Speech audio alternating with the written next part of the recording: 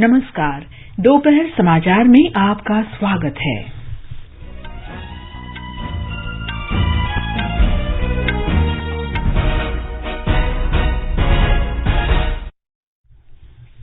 देश ने 75,000 से अधिक स्टार्टअप को मान्यता देकर एक महत्वपूर्ण उपलब्धि हासिल की। लोकसभा की कार्यवाही कांग्रेस, डीएमके और वामदलों के हंगामे के कारण बार-बार बाधित। सड़क परिवहन और राजमार्ग मंत्री नितिन गडकरी ने कहा, वर्ष 2024 तक भारत में सड़क आधारभूत ढांचा अमेरिका जैसा हो जाएगा। सरकार ने कहा, देश में डिजिटल लेन-देन में अभूतपूर्व वृद्धि हुई है। चालू वित्त वर्ष में अब तक करीब 3,300 करोड़ रुपए का लेन-देन हुआ। बम्बई उच्च न्यायालय ने सामाजिक कार्यकर्ता गोविंद पानसरे की वर्ष 2015 में हुई हत्या की जांच का काम आतंकवाद विरोधी दस्ते को सौंपने के निर्देश दिए। उपराष्ट्रपति एम वेंकैया नायडू ने लाल किले से संसद सदस्यों की हर घर तिरंगा बाइक रैली को रवाना किया। सुरेश एन पटेल ने केंद्रीय सतर्कता आयुक्त पद की शपथ ली। विदेश मंत्री डॉ एस जयशंकर भारत आसियान मंत्रिस्तरीय बैठक में भाग लेने के लिए कंबोडिया पहुंचे। अमेरिकी संसद के निचले सदन के स्पीकर नैन्सी पेलोसी ने ताइवान के राष्ट्रपति साई इंग-वेन से ताइपे में मुलाकात की। चीन ने इस यात्रा की निंदा की और सैन्य कार्रवाई करने की चेतावनी दी। बर्मिंघम में राष्ट्रमंडल खेलों में निखत जरीन, मनप्रीत कौर, मृदुल बोरगोहाई और मोहम्मद हसमुद्दीन के अलावा महिला क्रिकेट टीम के मुकाबले होंगे।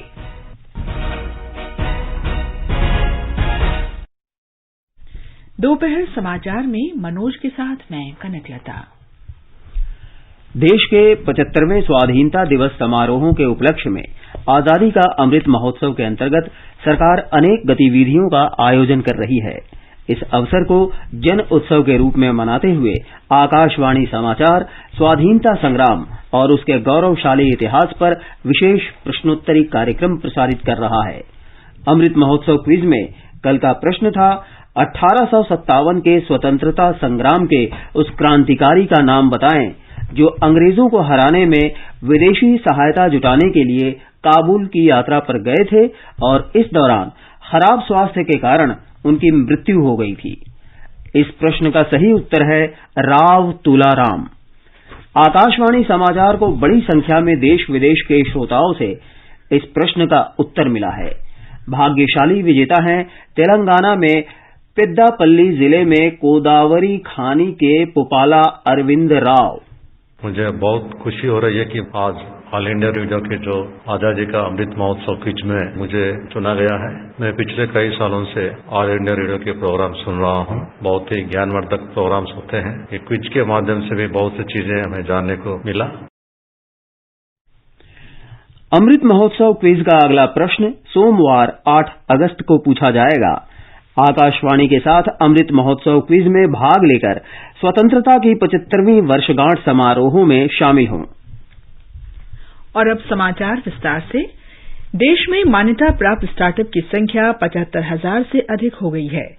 उद्योग और आंतरिक व्यापार संवर्धन विभाग ने स्वतंत्रता के 75वें वर्ष के साथ ही 75,000 से अधिक स्टार्टअप को मान्यता दी है, जो बहुत बड़ी उपलब्धि है। वाणिज्य और उद्योग मंत्रालय ने ट्वीट संदेश में कहा कि भारतीय स्टार्टअप पारिस्थितिकी तंत्र, नवाचार, उत्साह और उद्यमशीलता की भावना से प्रेरित है। प्रधानमंत्री नरेंद्र मोदी ने 2015 में स्वतंत्रता दिवस के भाषण में नए भारत की परिकल्पना की थी और 16 जनवरी 2016 को राष्ट्रीय स्टार्टअप दिवस घोषित किया था। लोकसभा की कार्यवाही केंद्रीय एजेंसियों के कथित दुरुपयोग और अन्य मुद्दों पर सरकार के खिलाफ नारेबाजी के बीच कार्यवाही बार बार बाधित हो रही है। पहले स्थगन के बाद सदन की बैठक शुरू होने पर कांग्रेस और डीएमके पार्टी के सदस्य सदन के बीचों बीच आ गए। पीठासीन अधिकारी ने शून्यकाल की कार्यवाही चलाने का प्रयास किया, लेकिन शोर शराबे के बीच उन्हें सदन की कार्यवाही 2 बजे तक स्थगित करनी पड़ी। इससे पहले बिजली मंत्री आर.के. सिंह ने ऊर्जा संरक्षण संशोधन विधेयक 2022 सदन में पेश किया। सदन की कार्यवाही जारी है। भारत में 2024 तक अमेरिका जैसा सड़क बुनियादी ढांचा होगा। देश में वृहद सड़क संरचना उपलब्ध कराने के लिए विभिन्न भागों को जोड़ने वाले 26 हरित राजमार्गों का निर्माण किया जा रहा है। सड़क परिवहन और राजमार्ग मंत्री नितिन गडकरी ने राज्यसभा में प्रश्नकाल के दौरान बताया कि ये राजमार्ग दिल्ली को जयपुर, चंडीगढ़, हरिद्वार, अमृतसर, मुंबई, कटरा, श्रीनगर से और वाराणसी तथा अन्य शहरों को कोलकाता से जोड़ेंगे। हिंदुस्तान में आने वाले 3 साल के अंदर 2024 समाप्त होने के पहले मैं 26 ग्रीन एक्सप्रेस हाईवे बना रहा हूँ। दिल्ली से देहरादून 2 घंटे में, दिल्ली से हरिद्वार 2 घंटे में, दिल्ली से जयपुर 2 घंटे में, दिल्ली से चंडीगढ़ 2.5 घंटे में, दिल्ली से अमृतसर 4 घंटे में, दिल्ली से कटरा 6 घंटे में, दिल्ली से श्रीनगर 8 घंटे में, दिल्ली से मुंबई 12 घंटे में और चेन्नई से बेंगलोर 2 घंटे में, लखनऊ से कानपुर 35 मिनट में और मेरठ में ऑलरेडी हो गया है। मेरठ से दिल्ली 4.5 घंटे लगते थे, अब 40 मिनट में आ रहे हैं। वाराणसी से कलकत्ता का। तो सर मैं आपको इतना बता रहा हूँ, 26 ग्रीन हाईवे बना रहे हैं। नरेंद्र मोदी जी के नेतृत्व में 2024 समाप्त होने के पहले हिंदुस्तान का रोड इंफ्रास्ट्रक्चर अमेरिका के बराबर होगा। पूर्वोत्तर राज्यों में सुरक्षा की स्थिति में काफी सुधार हुआ है।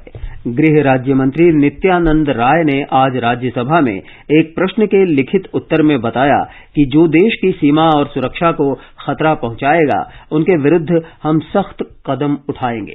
और जहां तक आतंकवाद को परिभाषित करने की बात है, तो इसमें स्पष्ट रूप से उसको परिभाषित किया गया है कि हमारी देश की सुरक्षा के लिए, देश की सामाजिक व्यवस्था के लिए, देश की सीमा के लिए, देश को किसी भी प्रकार से नुकसान पहुंचाने के लिए अगर कोई गतिविधियां लागू करेगा या कोशिश करेगा, तो उसको हम आतंकवादी गतिविधियों को हम यूएपीए के कानून के अंतर्गत एनआई एक्ट के माध्यम से दोनों का समाधान करके हम करेंगे।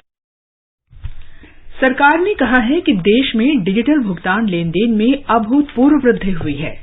इलेक्ट्रॉनिक्स और सूचना प्रौद्योगिकी राज्य मंत्री राजीव चंद्रशेखर ने लोकसभा में एक लिखित उत्तर में बताया कि विभिन्न ऐप के माध्यम से डिजिटल लेन देन में काफी वृद्धि हुई है। उन्होंने बताया कि भुगतान के लिए भीम यूपीआई माध्यम काफी लोकप्रिय है।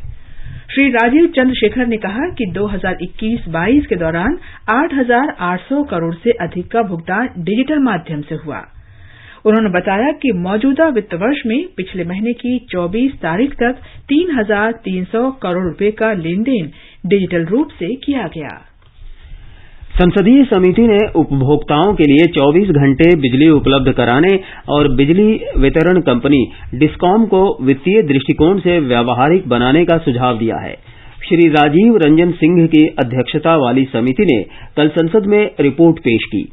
रिपोर्ट में कहा गया है कि ईमानदार उपभोक्ताओं को उचित दर पर गुणवत्तापरक और निर्बाध बिजली आपूर्ति मिलनी चाहिए। समिति के सदस्यों की राय है कि बिजली वितरण क्षेत्र को और अधिक पारदर्शी, जिम्मेदार और जवाबदेह बनाने की जरूरत है। बंबई उच्च न्यायालय ने कम्युनिस्ट नेता गोविंद पानसरे की हत्या की जांच महाराष्ट्र आतंकवाद रोधी दस्ते से कराने के निर्देश दिए हैं। इससे पहले इस मामले की जांच महाराष्ट्र पुलिस का विशेष जांच दल कर रहा था। 16 फरवरी 2015 में बंदूकधारियों ने कोल्हापुर जिले में श्री पानसरे और उनकी पत्नी पर हमला किया था। घायल होने के बाद श्री पानसरे की 20 जनवरी को मृत्यु हो गई थी। पानसरे के परिजनों ने मामले की जांच किसी अन्य एजेंसी को स्थानांतरित करने की मांग की थी। उनका आरोप था कि असली षड्यंत्रकारियों तक पहुंचने का प्रयास नहीं किया गया। पश्चिम बंगाल मंत्रिमंडल में आज फेरबदल किया जा रहा है। वित्तीय भ्रष्टाचार के मामले में पार्था चैटर्जी को मंत्रिमंडल से हटाने के कारण ये फेरबदल हो रहा है। राज्यपाल ला गणेशन आज शाम 4 बजे कोलकाता में राजभवन में नए मंत्रियों को शपथ दिलाएंगे। मुख्यमंत्री ममता बनर्जी ने सोमवार को संवाददाताओं को बताया था कि मंत्रिमंडल में 3 पद रिक्त हैं। उन्होंने बताया था कि 4-5 मंत्रियों को हटाया जाएगा और उन्हें पार्टी का काम सौंपा जाएगा। ये समाचार हमारी वेबसाइट newsonair.com/hindi और हमारे mobile app news on AIR पर भी उपलब्ध हैं। सुनो ना, हाँ? सोच रहा हूँ अपना बिजनेस क्यों न बढ़ा लूं। तो रोका किसने है? हाँ? रोका तो किसी ने नहीं, पर समझ नहीं आ रहा कि मदद किससे मांगूं। मुझसे। तुमसे? तो अच्छा बताओ फिर। आकाशवाणी है ना, मैंने सुना है उसका नेटवर्क देश भर में फैला है। पर उससे मेरा क्या फायदा? देखो, फायदा है, जिस शहर में चाहो विज्ञापन की मदद से उपभोक्ताओं तक पहुँच जाओ। पर अब ये भी तो बता दो कि आकाशवाणी से संपर्क कैसे करूं? बहुत आसान है, मैं बताती हूँ। नंबर नोट करो, 870-001-4242। 870-001-4242। लो अभी फोन लगाता हूँ 870-001-4242 पर।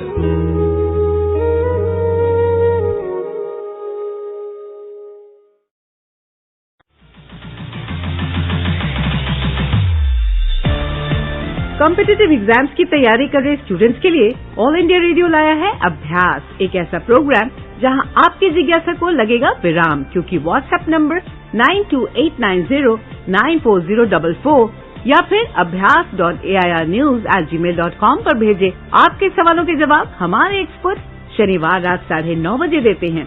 इस बार का विषय है पॉलिटिकल साइंस, तो आप रेडी हो जाएं अपने सवालों के साथ। रवाना कर दें हमें जल्द से जल्द। अंतिम तारीख 3 अगस्त। आपका अभ्यास हमारा प्रयास।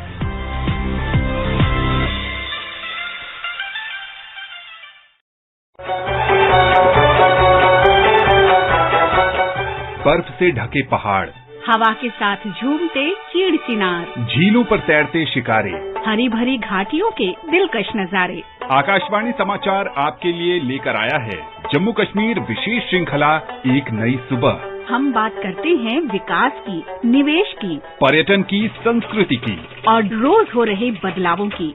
FM गोल्ड पर सुनिए हर शुक्रवार रात 9:15 पर आकाशवाणी समाचार की विशेष प्रस्तुति जम्मू कश्मीर एक नई सुबह।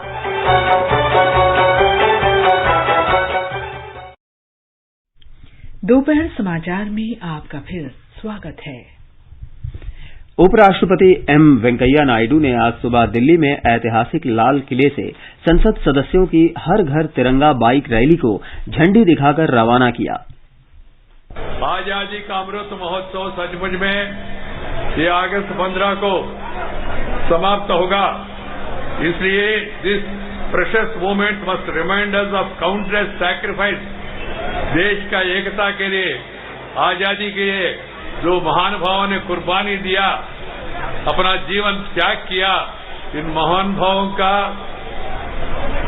हम सब लोग इस समय पे याद रखना है और याद करना है और हमारा बच्चों को याद दिलाना है। केंद्रीय मंत्री प्रहलाद जोशी और पीयूष गोयल ने भी रैली में हिस्सा लिया।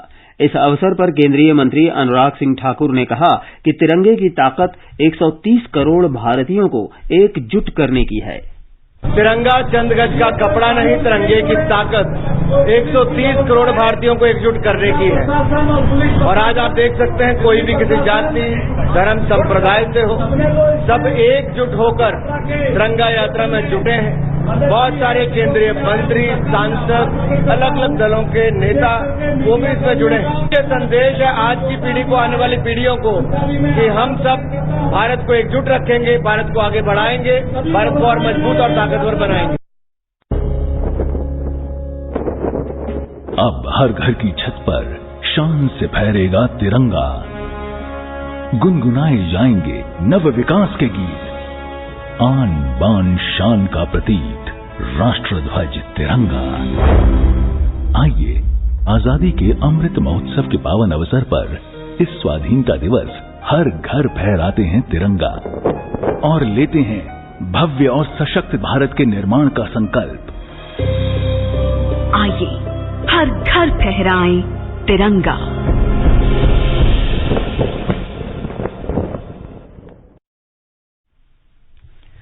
सुरेश एन पटेल ने आज केंद्रीय सतर्कता आयुक्त के रूप में शपथ ली। राष्ट्रपति भवन में आयोजित एक समारोह में उन्होंने राष्ट्रपति द्रौपदी मुर्मू की उपस्थिति में पद की शपथ ली। इस अवसर पर उपराष्ट्रपति एम वेंकैया नायडू, प्रधानमंत्री नरेंद्र मोदी, कानून मंत्री किरेन रिजिजू, राज्यसभा में विपक्ष के नेता मल्लिकार्जुन खड़गे और अन्य गणमान्य व्यक्ति उपस्थित थे। रिजर्व बैंक के गवर्नर शक्तिकांत दास और मौद्रिक नीति समिति के अन्य सदस्यों की उपस्थिति में 3 दिवसीय बैठक आज मुंबई में शुरू हुई। समिति शुक्रवार को अपनी द्विमासिक मौद्रिक नीति की घोषणा करेगी।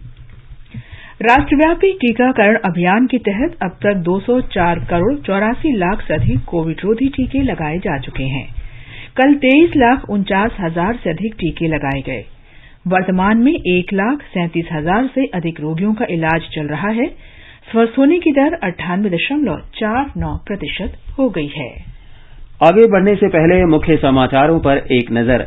देश ने 75,000 से अधिक स्टार्टअप को मान्यता देकर एक महत्वपूर्ण उपलब्धि हासिल की।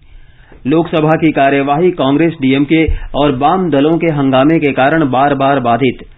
सड़क परिवहन और राजमार्ग मंत्री नितिन गडकरी ने कहा, वर्ष 2024 तक भारत में सड़क आधारभूत ढांचा अमेरिका जैसा हो जाएगा। सरकार ने कहा, देश में डिजिटल लेन देन में अभूतपूर्व वृद्धि हुई है। चालू वित्त वर्ष में अब तक करीब 3,300 करोड़ का लेन देन हुआ। बंबई उच्च न्यायालय ने सामाजिक कार्यकर्ता गोविंद पानसरे की वर्ष 2015 में हुई हत्या की जांच का काम आतंकवाद रोधी दस्ते को सौंपने के निर्देश दिए। उपराष्ट्रपति एम वेंकैया नायडू ने लाल किले से संसद सदस्यों की हर घर तिरंगा बाइक रैली को रवाना किया। सुरेश एन पटेल ने केंद्रीय सतर्कता आयुक्त पद की शपथ ली। विदेश मंत्री डॉक्टर सुब्रमण्यम जयशंकर भारत आसियान मंत्री स्तरीय बैठक में भाग लेने के लिए कंबोडिया पहुंचे। अमेरिकी संसद के निचली सदन की स्पीकर नैन्सी पेलोसी ने ताइवान के राष्ट्रपति सांग इंग वेन से ताइपे में मुलाकात की। चीन ने इस यात्रा की निंदा की और सैन्य कार्रवाई करने की चेतावनी दी। बर्मिंघम में राष्ट्रमंडल खेलों में निकहत जरीन, मनप्रीत कौर और मोहम्मद हसमुद्दीन के अलावा महिला क्रिकेट टीम के मुकाबले होंगे। विदेश मंत्री एस जयशंकर भारत आसियान मंत्री स्तरीय बैठक में भाग लेने के लिए आज कंबोडिया पहुंचे। उन्होंने सियम रीप का दौरा किया, जहां भारतीय पुरातत्व विभाग के विशेषज्ञ संरक्षण कार्य कर रहे हैं। डॉक्टर जयशंकर ने कहा कि इस प्रयास में सहयोग करना विदेश मंत्रालय के लिए गर्व की बात है। डॉक्टर जयशंकर ने 12वीं शताब्दी के ताप्रोहम मंदिर का भी दौरा किया। अमेरिका के निचले सदन की स्पीकर नैन्सी पेलोसी ने ताइवान में वहां के राष्ट्रपति साई इंग वेन से मुलाकात की है। इससे पहले उन्होंने कई वरिष्ठ सांसदों से मुलाकात की। खबरों के अनुसार पेलोसी 6 अन्य सांसदों के साथ कल ताइवान पहुंची थी। उनकी इस यात्रा को लेकर पेइचिंग में विरोध प्रदर्शन हुए। चीन ने कड़ी चेतावनी और लक्षित सैन्य कार्रवाई के अपने संकल्प के बावजूद अमेरिकी संसद की स्पीकर नैन्सी पेलोसी की ताइवान यात्रा की कड़ी निंदा की है। नैन्सी पेलोसी की इस यात्रा से चीन और अमेरिका के बीच बड़ा तनाव हो सकता है। अमेरिका ने अलकायदा के सरगना अयमन अल जवाहिरी के मारे जाने के बाद विदेशों में अमेरिका के खिलाफ हिंसक हमलों की आशंका के मद्देनजर अपने नागरिकों से सतर्क रहने को कहा है। अमेरिकी विदेश विभाग ने कहा है कि आतंकी गुट अलकायदा के समर्थक और इससे जुड़े आतंकी गुट अमेरिकी प्रतिष्ठानों और व्यक्तियों को अपना निशाना बना सकते हैं।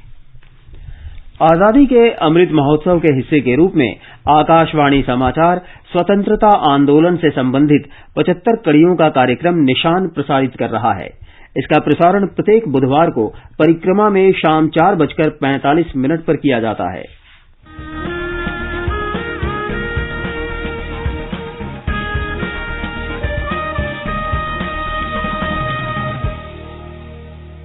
स्वाधीनता संग्राम के वे निशान जो साक्षी हैं हमारे सेनानियों के संघर्ष और बलिदान के। आकाशवाणी समाचार ला रहा है विशेष श्रृंखला निशान। हर बुधवार को शाम 4:45 पर कार्यक्रम परिक्रमा में FM गोल्ड 100.1 मेगाहर्ट्ज पर।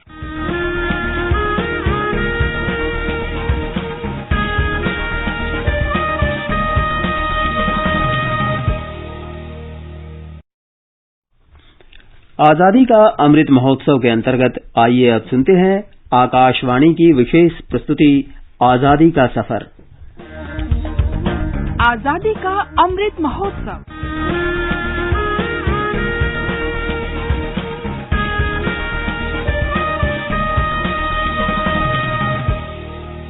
आजादी का सफर आकाशवाणी समाचार के संग एक राष्ट्र का उदय। भारत का गौरवशाली स्वतंत्रता संग्राम आधुनिक विश्व के महानतम स्वाधीनता संघर्षों में शामिल है और आकाशवाणी से हर रोज हम लेकर आते हैं आपके लिए इसी संघर्ष की एक झलक। ही कथा नवे शब्दाची गावगुंडाची चोर भामट्याची लुच्च्या पुढाऱ्यांची सत्य कथा नाना पाटलाची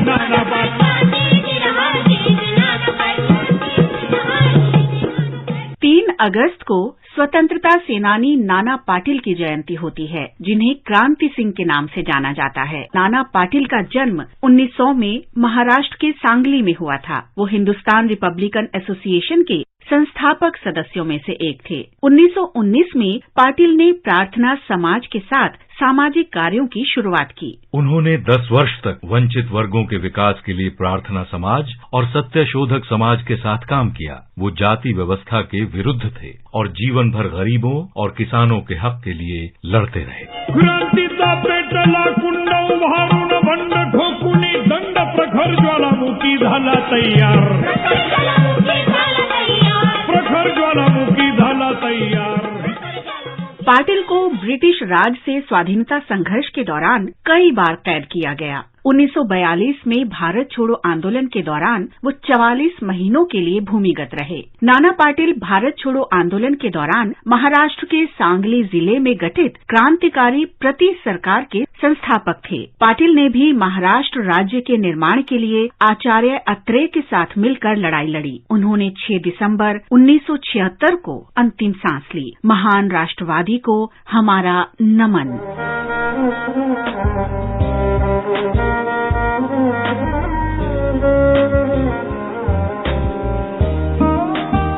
हम स्वाधीनता सेनानी देवदास गांधी को उनकी पुण्यतिथि पर याद कर रहे हैं। वो महात्मा गांधी और कस्तूरबा गांधी के सबसे छोटे बेटे थे। देवदास गांधी का जन्म 22 मई 1900 को दक्षिण अफ्रीका के डरबन में हुआ। उन्हें गांधी जी की निर्णय और मनन करने की क्षमता और व्यावहारिक होने की इच्छा विरासत में मिली।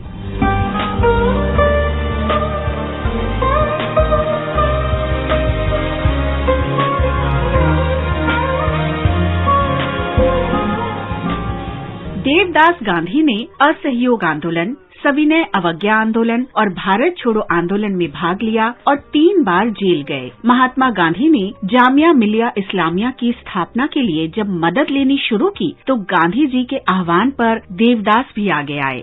उन्होंने वहाँ कपास कटाई और हिंदी भाषा भी सिखानी शुरू की। उन्होंने पत्रकारिता को प्रमुख गतिविधि बना लिया।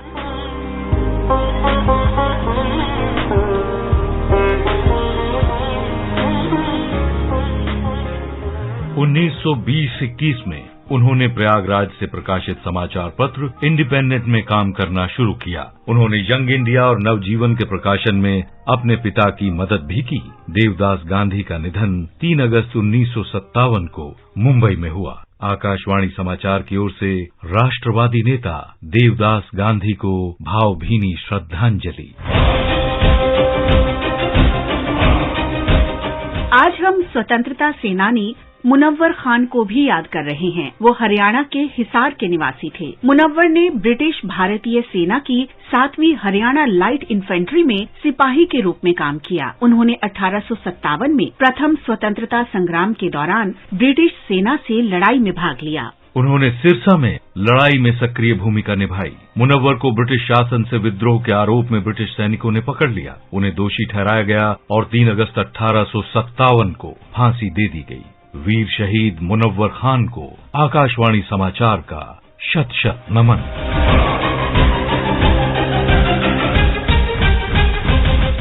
आज हम राजा प्रताप सिंह को भी श्रद्धांजलि अर्पित कर रहे हैं। वो कुल्लू के राजा थे। उन्होंने 1857 में स्वतंत्रता के पहले युद्ध में भाग लिया था। राजा प्रताप सिंह ने ब्रिटिश ठिकानों पर कब्जा कर लिया और अपने राज्य को ब्रिटिश प्रभुत्व से मुक्त घोषित कर दिया। हालांकि बाद में उन्हें ब्रिटिश सेना ने पकड़ लिया और 3 अगस्त 1857 को उन्हें फांसी दे दी। वीर शहीद राजा महेंद्र प्रताप को हमारा नमन।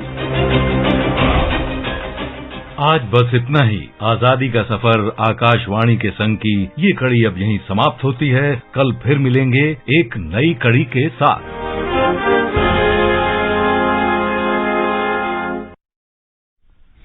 ये समाचार आकाशवाणी से प्रसारित किए जा रहे हैं। आकाशवाणी आपके लिए लेकर आया है कार्यक्रम एक कदम और बुजुर्गों के लिए। 7 अगस्त को प्रसारित होने वाले हमारे कार्यक्रम का विषय है वरिष्ठ जन के लिए बैंकिंग सुविधाएं। आप अपने सवाल हमें 4 अगस्त तक भेज सकते हैं। हमारा व्हाट्सएप नंबर है 9289094044।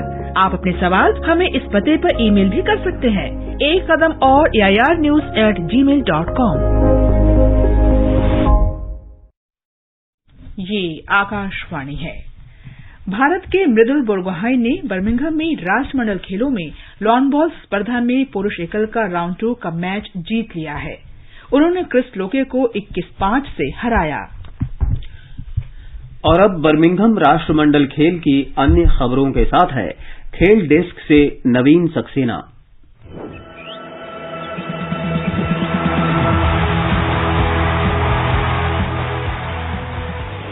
बर्मिंघम राष्ट्रमंडल खेलों के छठे दिन आज महिला भारोत्तोलन के 87 किलोग्राम में पूर्णिमा पांडे और पुरुषों के 109 किलोग्राम में कुलदीप सिंह और लवप्रीत सिंह अपनी चुनौती पेश करेंगे। आज ही लॉन बॉल्स में महिला ट्रिपल्स, डबल्स और पुरुष टीम के मुकाबले खेले जाएंगे। महिला क्रिकेट में भारत का मुकाबला बारबाडोस से होगा। हॉकी में भारतीय पुरुष और महिला टीमें कनाडा के साथ खेलेंगी। महिला मुक्केबाजी में निखत जरीन, लवलीना बोरगोहें और नीतू अपने अपने वर्ग के क्वार्टर फाइनल मुकाबले खेलेंगी। वहीं पुरुषों के क्वार्टर फाइनल में आशीष कुमार और हसमुद्दीन मोहम्मद अपना दमखम दिखाएंगे। स्क्वैश में मिक्स्ड डबल्स में जोशना चिनप्पा और हरिंदर सिंह की जोड़ी श्रीलंका से मुकाबला करेगी। जूडो में 78 किलोग्राम के क्वार्टर फाइनल में तुलिका मान और पुरुषों के 100 किलो के अंतिम 16 में दीपक देसवाल हिस्सा लेंगे। महिलाओं की शॉटपुट में मनप्रीत कौर आज फाइनल मुकाबला खेलेंगी। इससे पहले कल भारत ने 2 स्वर्ण और 2 रजत पदक अपने नाम किए। महिला लॉन्स बॉल में इतिहास रचते हुए नयनमोनी सेकिया, पिंकी लवली चौबे और रूपा रानी तिर्की की टीम ने दक्षिण अफ्रीका को हराकर स्वर्ण पदक जीता।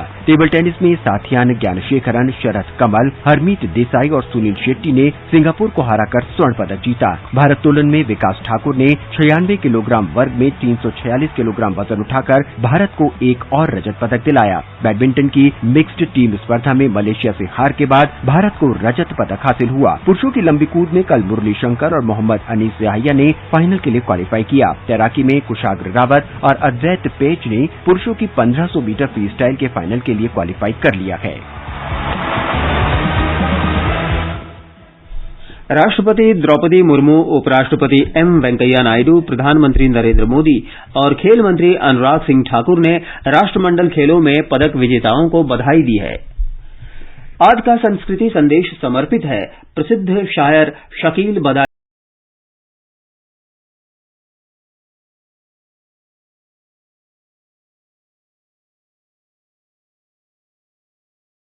काम करने वाले कलाकारों की अपनी कहानियां भी फिल्मी कहानियों से कम नहीं होती हैं।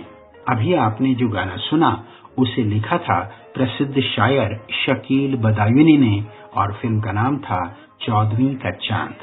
गाने की रिकॉर्डिंग से पहले फिल्म के निर्माता गुरुदत्त बहुत पशोपेश में थे, लेकिन संगीतकार रवि और शायर शकील बदायूनी को अपने फन पर जो भरोसा था, बाद में जीत उसी की हुई और फिल्म हिट हो गई। फिल्म के शीर्षक गीत के लिए 1961 में शकील को सर्वश्रेष्ठ गीतकार का फिल्म फेयर पुरस्कार मिला। 3 अगस्त 1916 को बदायूं में पैदा हुए शकील के पिता मोहम्मद जमाल अहमद सोख्ता कादरी और चाचा जिया उल कादरी नाथ बदायूं के प्रतिष्ठित विद्वान थे, इसलिए इनके घर का माहौल भी शायराना था। गीतकार के रूप में उन्हें पहला ब्रेक 1947 में आई फिल्म दर्द में मिला। नौशाद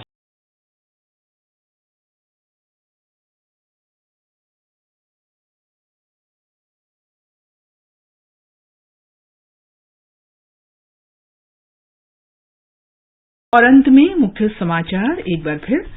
देश ने 75,000 से अधिक स्टार्टअप को मान्यता देकर एक महत्वपूर्ण उपलब्धि हासिल की।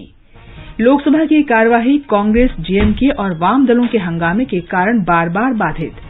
सड़क परिवहन और राजमार्ग मंत्री नितिन गडकरी ने कहा, वर्ष 2024 तक भारत में सड़क आधारभूत ढांचा अमेरिका जैसा हो जाएगा। सरकार ने कहा, देश में डिजिटल लेनदेन में अभूतपूर्व वृद्धि हुई है। चालू वित्त वर्ष में अब तक करीब 3,300 करोड़ रुपए का लेन देन हुआ। उपराष्ट्रपति एम वेंकैया नायडू ने लाल किले से संसद सदस्यों की हर घर तिरंगा बाइक रैली को रवाना किया। सुरेश एन पटेल ने केंद्रीय सतर्कता आयुक्त पद की शपथ ली।